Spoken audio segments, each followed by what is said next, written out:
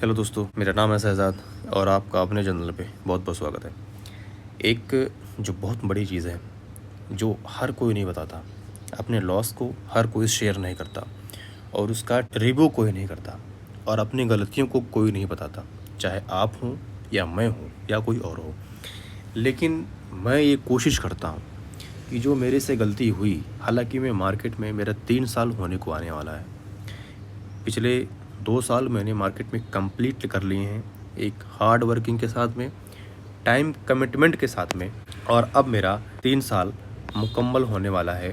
बस कुछ ही, यानी कि कह सकते हैं कि 2.5 ईयर्स मैंने मार्केट में कंप्लीट कर लिए हैं और अब मैं 3 साल भी कंप्लीट करने वाला हूं मार्केट में।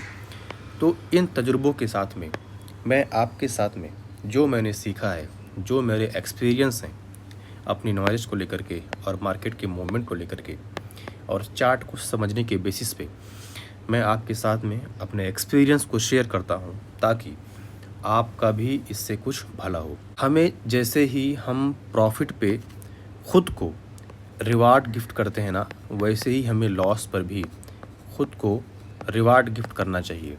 और वो रिवार्ड किस टाइप का होना चाहिए? वो रिवार्ड होना चाहिए सीखने के, कि हमने जो गलती पहले की जिसकी वजह से हमें लॉसेस हुए, वो गलती हम दोबारा ना करें। देखिए, एक आदमी तब तक किसी भी फील्ड में कामयाब नहीं हो सकता ना, जब तक वो अपनी गलतियों को एक्सेप्ट ना करे और उससे कुछ सीखे नहीं और दोबारा वही गलती रिपीट ना करे। अगर आपने एक बार एक गलती कर दी और फिर उसको दोबारा से बार बार आप रिपीट कर रहे हैं, तो फिर आप उस काम में कामयाब नहीं हो सकते। तो इसके लिए ज़रूरी है कि हमें अपनी गलतियां मालूम हो। सबसे पहले ज़रूरी यही है कि हमें अपनी गलतियां मालूम हो और फिर उसके बाद में उस गलती को हम दोबारा रिपीट ना करें, दोबारा उस गलती को हम ना दोहराएं। तो गलती आपको आपकी कैसे मालूम होगी? आप सबसे पहले ट्रेडिंग जर्नल को मेंटेन करें, ठीक है ना। जब तक आप ट्रेडिंग जर्नल को मेंटेन नहीं करेंगे, तब तक आपको आपके द्वारा या आपके ज़रिए से की गई गलती का एहसास नहीं होगा, वो पता नहीं होगा कि आपने कौन सी गलती की है। तो अब चलिए, मैं आप बिना टाइम ज़ाया किए अपना ट्रेड का रिव्यू करता हूँ और फिर मैंने कहाँ पे गलती की और हमें क्या अब नहीं करना है और हमें क्या करना चाहिए था, उसके बारे में डिटेल में बात करते हैं।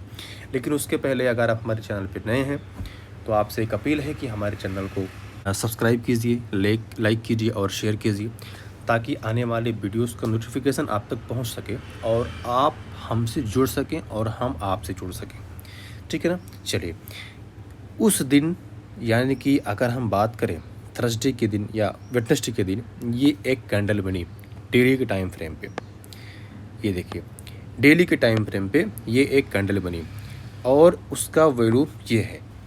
अब ये कैंडल जैसे ही बनी तो बहुत सारे मेंटोर ने, जिनका बहुत ज़्यादा सब्सक्राइबर बेस है, जो काफ़ी टाइम से मार्केट में काम कर रहे हैं, उन्होंने इस सिग्नल पे सेल का सिग्नल दिया, राइट, सेल का सिग्नल दिया। और हमने भी सेल का सिग्नल दिया ही था। हमने भी इस कैंडल को देख करके डेली के टाइम फ्रेम पे हमने भी सेल का सिग्नल दिया था और हमने भी यहाँ पे ट्रेड लिया होता। लेकिन गलती कहाँ पे हुई और हमें क्या नहीं करना चाहिए था, इस पे हम थोड़ी सी बात करेंगे। देखिए, जैसे कि ये वाली कैंडल, ये कैंडल बनी, मैं आपको यहाँ पे दिखाता हूँ, और उसका वॉल्यूम जो है ये है, ठीक है ना, मतलब मूविंग एवरेज से कम है। ये मूविंग एवरेज मैंने इसलिए यहाँ पे ड्रॉ किया हुआ है ताकि हमें ये पता चले कि जो वॉल्यूम है ना, जो ट्रांजेक्शन्स हैं, उनका एवरेज क्या है। उसके बेसिस पे हम कुछ आइडिया हमको मिल जाता है कि हमें क्या करना चाहिए और क्या नहीं करना चाहिए, राइट। तो ये कैंडल जो बनी ना, देखिए, सबसे पहले मार्केट यहाँ पे ओपन हुई, फिर प्राइस ऊपर गई। इस एक पर्टिकुलर एरिया पे प्राइस ने सस्टेन नहीं किया, यानी कि यहाँ पे बायर्स एग्जॉस्ट हो गए, सेलर्स एक्टिव हो गए, प्राइस नीचे आई और यहाँ आकर के क्लोज हुई। ये हमारा हो गया क्लोज और ये हमारा हो गया ओपन। ये हमारा हो गया हायर हाई और ये हमारा लोअर लो। इतनी चीज़ें समझ। और ये देखिए हमारा हो गया वॉल्यूम, जो कि बहुत ज़्यादा हाई नहीं है। ये तीसरा वॉल्यूम बहुत ज़्यादा हाई नहीं है। अच्छा, यहाँ पे एक कम्प्लीटली सेलर्स का डोमिनेंस हमें दिख रहा है। यहाँ पे कम्प्लीटली हमें सेलर्स का डोमिनेंस दिख रहा है। देखिए, बायर्स का ज़रा सा भी कोई भी जिक्र इसमें है ही नहीं। वो शुरुआत में ऊपर गए थे, यहाँ तक गए, लेकिन वहाँ से फिर से उनका जो स्ट्रॉन्गनेस है ना वो वीक हुआ और फिर वो नीचे आकर के यहाँ क्लोज कर दिए एक एवरेज वॉल्यूम के साथ में। तो क्या ये जो कैंडल है, ये जो वॉल्यूम है, ये जो पूरा स्ट्रक्चर है, क्या हमें शॉर्ट के लिए ये परमिशन दे रहा था? सबसे पहली बात, क्या हमें शॉर्ट के लिए ये परमिशन दे रहा था? क्या हमें ये सिग्नल दे रहा था? क्या दे रहा था? ये कुछ चीज़ें हैं जिसको हमको अपने सिस्टम में लागू करना चाहिए और हमें सीखना चाहिए। क्या इस एक कैंडल के बेसिस पे हम शॉर्ट का सेल यानी कि शॉर्ट का ट्रेड ले सकते थे? और अगर हम ट्रेड ले सकते थे तो कहाँ तक ले सकते थे? हमारा आर क्या होता? हम कितने रिस्क पे कितना रिवार्ड एक्सेप्ट कर रहे थे? सुनिए, नहीं, बिल्कुल भी नहीं, गलत ये चीज़। जब तक हमें एक कंप्लीट कन्फर्मेशन नहीं मिल जाता कि यहाँ पे हाई प्लेयर, जो बड़े प्लेयर हैं, जो मार्केट को मूव करते हैं, उन्होंने ये कैंडल बनाया है, वो मार्केट में एंट्री कर चुके हैं, तब तक हमें शॉर्ट का ट्रेड नहीं लेना चाहिए था, हमें वेट करना चाहिए था। और अगर हमने इस ट्रेड को ले ही लिया था ना, तो हमें अगले 1-2 कैंडल का वेट करके बाहर निकलना था, जो कि हमने नहीं किया। चलिए, हम सोचते हैं कि हम देखते हैं कि हमने गलती कहाँ की, सबसे पहली चीज़। फिर हम देखेंगे कि हमें क्या नहीं करना चाहिए था। देखिए, ये कैंडल बनी, ये वॉल्यूम बना। अब ये वॉल्यूम हमें ये दिखाता है कि मार्केट में वॉल्यूम कम है, यानी कि पिछले 4-5 कैंडल की अगर हम बात करें, या फिर अगर हम पिछले कैंडल की ही बात करें, तो अगर हम प्राइस एक्शन की बात करें तो प्राइस एक्शन क्या ये ग्रीन वाले कैंडल से ये रेड वाली कैंडल का ज़्यादा हुआ है? नॉट, नहीं हुआ है, बट वॉल्यूम ज़्यादा है।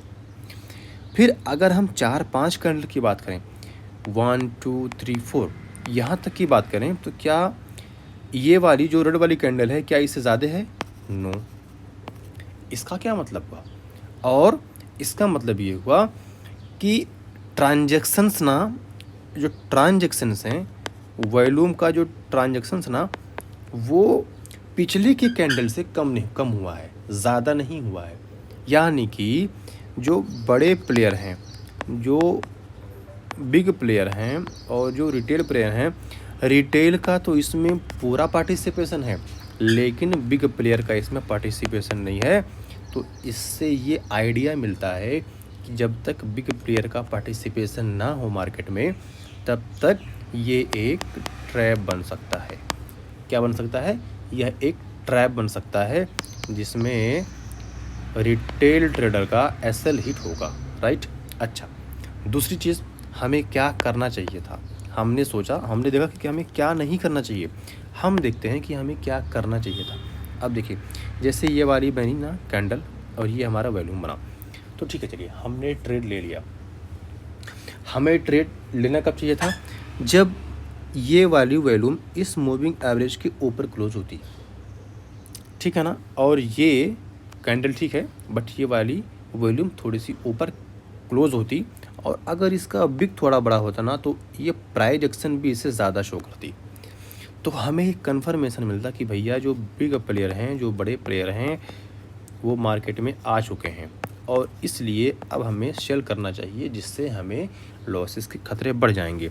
अब जैसे ही हमने यहाँ पे सेल किया ना, तो इसके ऊपर ये वाला एरिया हमारा बन गया लिक्विडिटी जोन।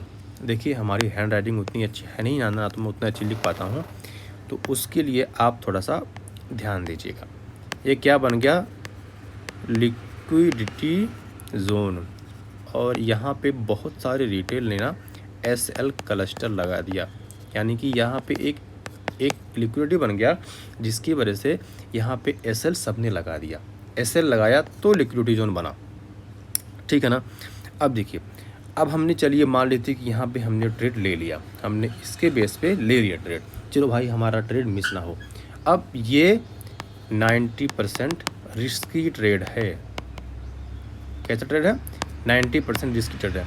अब अगर हमने ट्रेड ले लिया तो हमें क्या करना चाहिए? हमें अगले 1 से 2 से 3 कैंडल का एक तरह से एनालिसिस करना चाहिए कि यार अगला कैंडल क्या इसको फॉलो करता है, अगला कैंडल क्या इससे ज़्यादा स्ट्रांग है, या अगला कैंडल क्या इससे कम स्ट्रांग है, या इंडिसीजन है, क्या ट्रैप हो सकता है, ये सारी चीज़ें।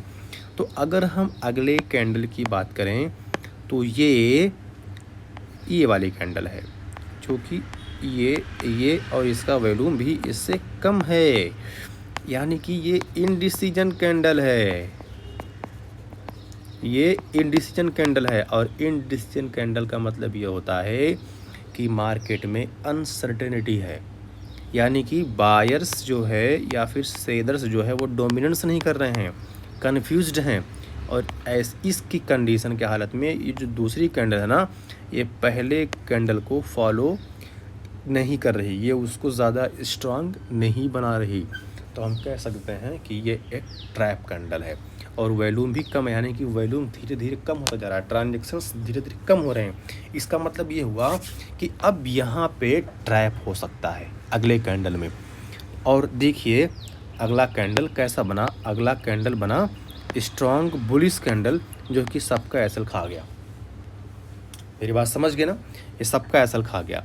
मुझे भी लॉस हुआ, चूँकि मेरा कैपिटल छोटा है तो मुझे कम लॉस हुआ, ठीक है ना। अब ये वॉल्यूम को देखिए, ये वॉल्यूम लगातार कम होता गया। यहाँ पर भी कोई ख़ास वॉल्यूम नहीं था, कोई ख़ास वॉल्यूम नहीं था इस ग्रीन कैंडल में, लेकिन था, और इसने सबका एसएल हिट किया डेली के टाइम फ्रेम पे। तो हमें ये चीज़ें देखनी पड़ेंगी, हमें प्राइस एक्शन को सीखना पड़ेगा, हमें कैंडल्स के बनने के पीछे के साइकोलॉजी को समझना पड़ेगा। जब तक हम इन चीज़ों को नहीं समझेंगे ना, तब तक हम मार्केट को ठीक ठाक रीड नहीं कर पाएंगे। तीसरी गलती हमने क्या की? चलिए, दूसरी गलती हमें समझ में आ गई। अब हमने तीसरी गलती क्या की कि हमें जो नहीं करना चाहिए, हमें ना ब्रेक ऑफ स्ट्रक्चर को फॉलो करना पड़ेगा, ब्रेक ऑफ स्ट्रक्चर को फॉलो करना पड़ेगा। ये क्या होता है? देखिए, ब्रेक ऑफ स्ट्रक्चर ये होता है कि जब प्राइस अप ट्रेंड में हो तो वो क्या बनाती है? हायर हाई, ये हमारा हायर लो हो गया, higher low, higher high, higher low, इस तरह से प्राइस ना बनाती जाती है। इसमें कहीं करेक्शन होता है, फिर रिट्रेसमेंट होता है, फिर करेक्शन होता है, फिर प्राइस आगे बढ़ती है। तो जब तक अप ट्रेंड के मार्केट में प्राइस इस हायर लो को ब्रेक ना कर दे विद हाई वॉल्यूम, तब तक हमें ये कंफर्म नहीं होता कि मार्केट में एक रिवर्सल ट्रेंड आ चुका है, ठीक है ना। तब तक हमें कंफर्मेशन नहीं मिलता कि मार्केट में रिवर्सल आ चुका है। अगर हमने यहाँ पे ट्रेड ले लिया तो हमारा ये माइंड में ये सेटअप बनना चाहिए कि हम इस हायर लो पे हम एग्ज़िट कर जाएंगे, ठीक है ना, क्योंकि ये एक शॉर्ट टर्म में रिट्रेसमेंट भी तो हो सकता है और यहाँ से पुल बैक भी तो मिल सकता है प्राइस को। तो और हम क्या गलती करते हैं कि जब हमें यहाँ पे कोई बेरिश कैंडल दिखती है तो उसका जो टीपी लगाते हैं वो लास्ट में यहाँ तक लगाते हैं। ये गलत है, क्योंकि जब तक ब्रेक ऑफ स्ट्रक्चर, ये हायर लो हमारा ब्रेक नहीं हो जाता, तब तक हमें कैसे पता कि एक जेन्युइन रिवर्सल हो गया है मार्केट पे? नहीं पता ना।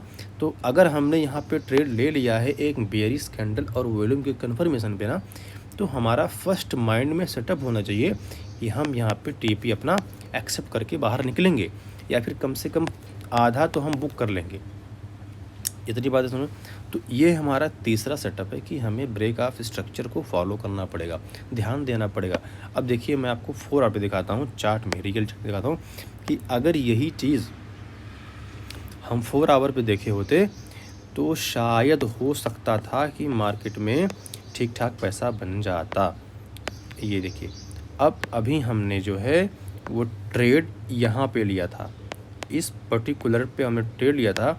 अब अगर ब्रेक ऑफ स्ट्रक्चर की बात करें तो ये हमारा लोअर, ये हमारा हायर लो बन रहा था। हमको यहाँ पे मार्केट से बाहर निकलना था, या फिर कम से कम यहाँ तक हमें वेट करना चाहिए था, लेकिन हमने यहाँ पे वेट नहीं किया और प्राइस यहाँ से रिट्रेसमेंट करके ऊपर गई और हमारा एसएल हिट हुआ। ठीक है ना। तो ये है पूरा मामला। ये चीज़ें हमें समझनी पड़ेंगी, देखनी पड़ेंगी, और इसके बेसिस पे हमें अपने ट्रेड को एडजस्टमेंट करना पड़ेगा। उम्मीद करता हूँ कि ये जो ट्रेड का रिव्यू था आपको समझ में आया होगा, और अगर आपको इससे प्रॉफिट होता है, समझ में आता है, तो कमेंट कीजिए और हमारे चैनल को सब्सक्राइब कीजिए, लाइक कीजिए और शेयर कीजिए। और अगर कोई क्वेश्चन हो तो हमें कमेंट बॉक्स में ज़रूर पूछिए। देखिए, मैटर ये नहीं करता कि मैं कौन से पेयर का ट्रेड रिव्यू करता हूँ, एनालिसिस करता हूँ। मैटर ये करता है कि आप कितना बेटर प्राइस एक्शन को, चार्ट को समझ पाते हैं और फिर उसको अपने ट्रेडिंग में यूज़ कर पाते हैं। मेरा मकसद सिर्फ ये है कि जो मैंने एक्सपीरियंस किया है अपने 2 से 3 साल के ट्रेडिंग करियर में, उसके बेसिस पे मैं आपको गाइड करूँ। ठीक है ना। और प्रॉफिट लॉस होते रहते हैं, ये बिजनेस का एक पार्ट है। इसको हमें एज ए कॉस्ट लेना होगा। रिवेंज ट्रेडिंग नहीं करनी है। रिस्क मैनेजमेंट, ट्रेड मैनेजमेंट के साथ में हमें ये काम करना है, तो ज़रूर हमें फ़ायदा होगा। मिलते हैं नेक्स्ट किसी वीडियो में। आपका बहुत बहुत शुक्रिया।